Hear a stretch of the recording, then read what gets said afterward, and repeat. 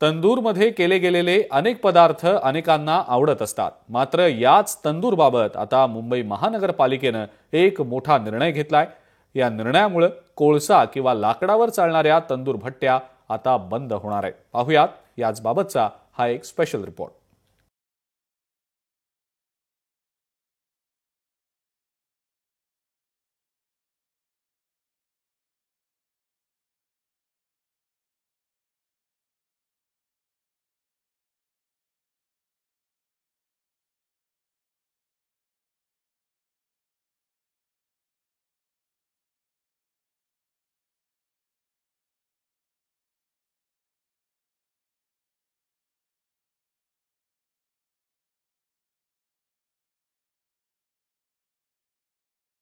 पालिकेने तशी नोटीसच हॉटेल चालकांना बजावलेली आहे।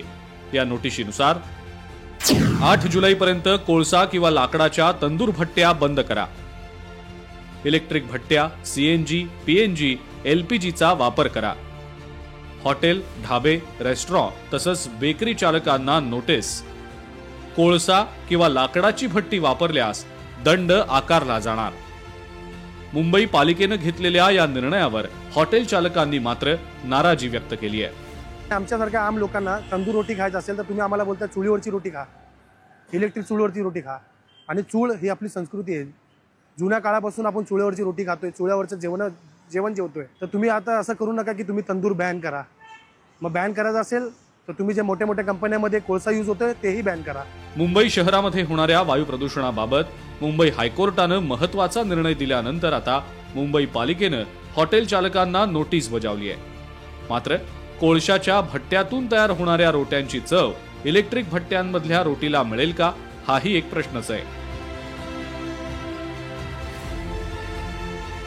हॉटेलमधील तंदूर भट्ट्यांवर कारवाई करण्यापेक्षा शहरांमध्ये विकास कामामुळे होणाऱ्या प्रदूषणावर प्रशासनाने आणि माननीय न्यायालयाने अधिक लक्ष केंद्रित केलं तर ही प्रदूषण समस्या चांगल्या पद्धतीने मिटू शकते, असं हॉटेल मालकांमध्ये चर्चा आहे।